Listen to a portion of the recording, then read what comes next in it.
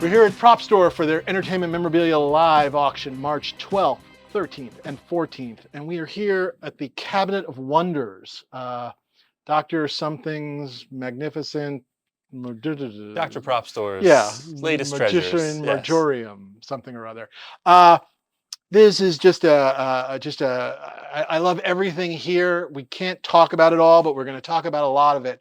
I'm going to start up here just because I'm excited about the sequel that's coming our way, which is the Sandworm, Yep. original Beetlejuice Sandworm. Anything you want to throw in about that? I do love that. Is it delicate or is it too delicate? I don't want to. I do think it's a It's little bit very delicate. foam, so Yeah, I am not touching it. it's Yes. foam with a latex skin. Yeah. I think what stands out to me is it's just so Burton-esque, just all the Yeah. crazy zebra What striping I and always loved about this design is this is the kind of stuff you see in his drawings, like not Mhm. just when he was doing that movie, like this is the kind of It's stuff just he just him. Right. draws like Yeah. in his regular life.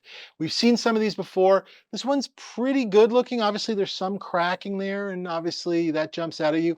I like the sort of the other head, the closed mouth on the other Yeah. head Right. coming out. Any restoration on this or it just I think some minor stabilization at some point, gotcha, but not which too is much. I not a mean, you terrible can thing see to some of the raw stabilize it. foam Yeah. there. Yeah. Definitely some raw foam, but I don't mind it has some character. Jurassic Park, eyes, mask. I'm going to skip that. I'm bringing you over here, Bart, because I love this.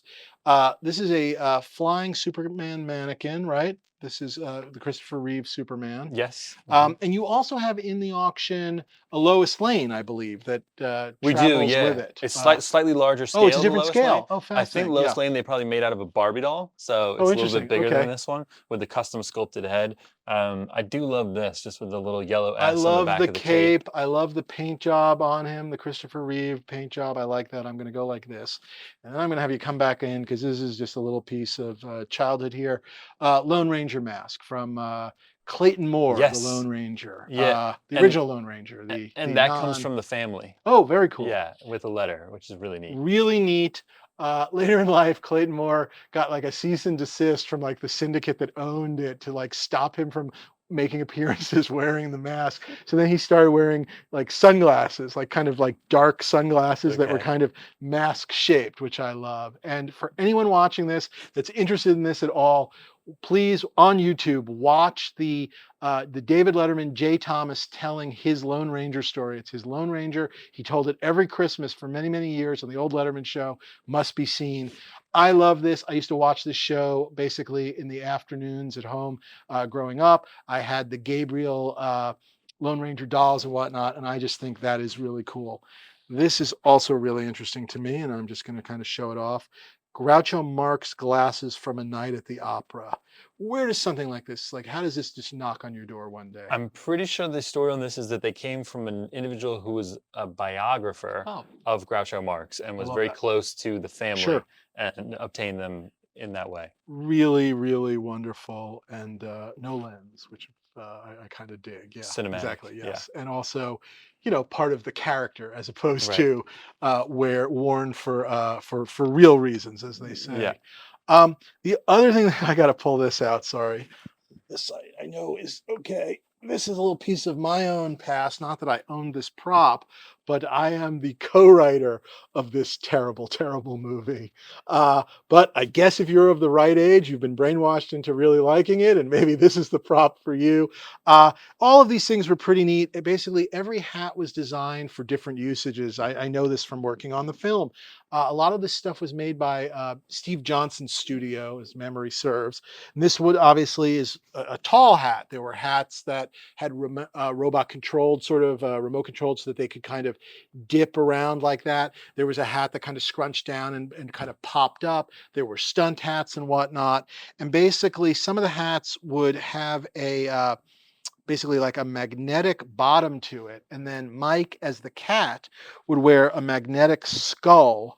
And basically that would keep the hat on him so that if he turned his head, the magnets would keep it on. It would allow for that gravity defying comedy I wrote. um, uh, Also really, really exciting. This is Beastmaster, which is one kind of awful that I love and pretty special at that. But I'm going beyond Beastmaster. I'm taking Beastmaster squared and I am pulling out the Glaive. you've had some other glaives before, correct? Y- You had the one where the blades retracted, Right, it right? was a special Which is a effects special version. Yeah, sort kind of of a hero one, one-sided. right? Yeah, It basically had nothing on the second side. right. What I love about this is both sides, Yeah. they don't retract, but obviously the blades are fully there. And this has a nice sort of metal heft to it. This is really, really kind of great. I love the Yeah. characters, the detail in the characters. It's all been applied by hand there, just Yeah, in the in the gold. It's language really of cool. Kroll, Yes. it sort of says, "Why are people forgiving Mel Gibson?" Anyway, very, very interesting and cool. I wondered if Uh, that's where you're going. you led me I'm there. gonna I keep wasn't even gonna. finding I wasn't even gonna alphabet bother. props. You led Yeah, me I'm there. gonna more Look, alphabet third props. time's the charm. Third time's the charm. Yeah. They made a call. They made a wait. Am I saying Cull or Kroll? What am I I saying? think I'm the saying movie's both. called Yeah, Krull. Kroll. But I Yeah. keep saying Cull too because there's King Cull, but there's Kroll. Anyway, they made a Kroll video game Okay. where, like, a stand-up arcade game where basically you basically your little guy Throwing the glaive. Kroll got to throw the glaive, and it was fantastic. That is real, like, 1981 video game. This is just wonderful. I know the retracting is technically more of a, what's the word, hero one or something like that. I Yeah. love this one. I like the More of a two. beauty I like the version. two Yeah. sides of it. I like that this is much more of a sort of It's beautiful. real. Yes, Yeah. exactly, and just really, really And I special. think this is fresh Oh, to market. I don't think we've ever seen oh, this one before, fabulous. which Okay, is so really cool. fresh to So market. yeah. Really, really enjoyable. A real little piece of history there. Hold on, I'm gonna. You know what? I'm gonna put it. Here, I'll You're hold gonna it. do I'll hold that. it. Yes, Yeah. exactly. Um, I'm gonna just pull this guy out if we can. This is Tony Montana's green card, basically his alien registration. And this would have come out of his wallet in Scarface, basically, or Yeah. something like that, which is just kind of wonderful. A movie that's a little hard because obviously it's lots of 80s fashion and whatnot, but the ability to have sort of like a little actual prop from it. Because what are you gonna have? A bag of cocaine? Right. That could be from And I any do think movie. it's Yeah. seen very prominently in the film. Yes, And very if much. you He flip puts it it down. over, you got the Oh, name look there at instead. that. Yeah. Antonio Montana, Santiago, Cuba, and birth date 5/1/41. And I guess he arrived in Florida in 1980, which is right. That would have been part of the when they were sort of shipped here by Castro, which is kind of wonderful. Uh, just a whole bunch of other wonderful things. I'm going to just pull this one out too because I love this. This is the ledger book from Shawshank Redemption. This is where, right, this is where basically Andy Dufresne keeps a record of all of the warden's ill-gotten gains. And I love, of course, that the prop guy went to town, and this is just filled with like pages and pages of just sort of like someone spent Yeah, that took time. some work. Yeah, this was real. This is not like Xerox. This is all like hand done. And none of it makes any real sense. The numbers don't make any sense. Here's a check to Anthony Boggs for 22 credit for 22 Boggs before he left the prison. Yeah. I love that level of detail that Right. a prop guy went to this much trouble. And it's just a really, just again, memorable piece of that film, and that jumped out at me.